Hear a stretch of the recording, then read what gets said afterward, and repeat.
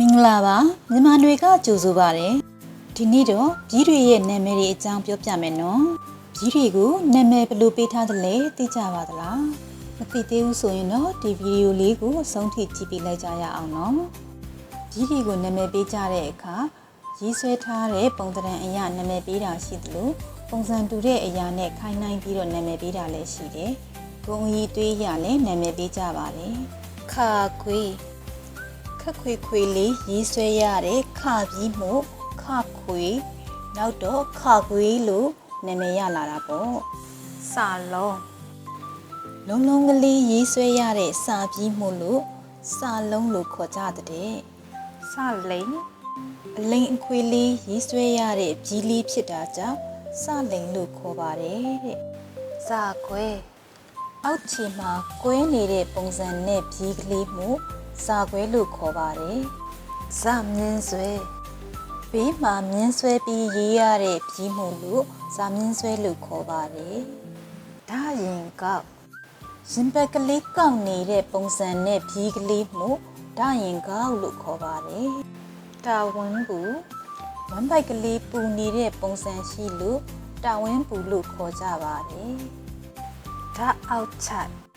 အောက်ဘက်ကခြိုက်နေတဲ့ပြီးအခရာလေးမှုဓာတ်အောက်ခြိုက်လို့ခေါ်ပါတယ်။ဟိုးတုန်းကဓာတ်အောက်ခြိုက်ရဲ့ပုံစံကအခုလိုအောက်ခြေကအပိတ်မျိုးမဟုတ်ဘဲ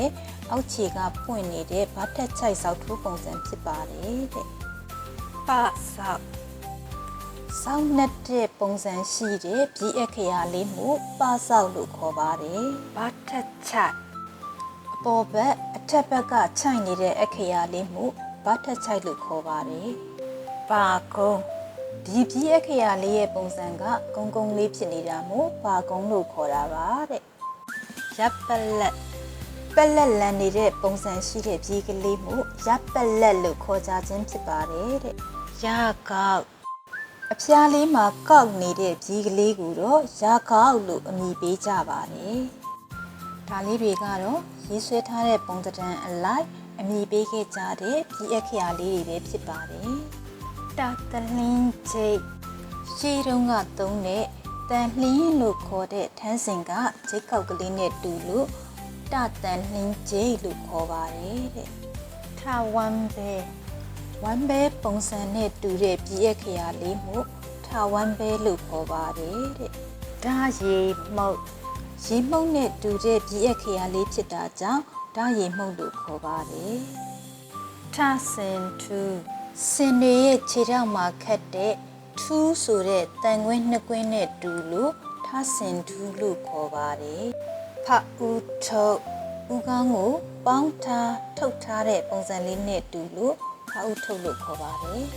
အခုပြောခဲ့တာတွေကပုံသဏ္ဍာန်တူတဲ့အရာတွေနဲ့ခိုင်းနိုင်ပြီးအမည်ပေးထားတဲ့ပြည်လေးတွေဖြစ်ပါတယ်ဂုံရီတွေးအရာနာမည်ပေးထားတဲ့ပြည်ကလေးတွေကိုလည်းဆက်ကြည့်ရအောင်နော်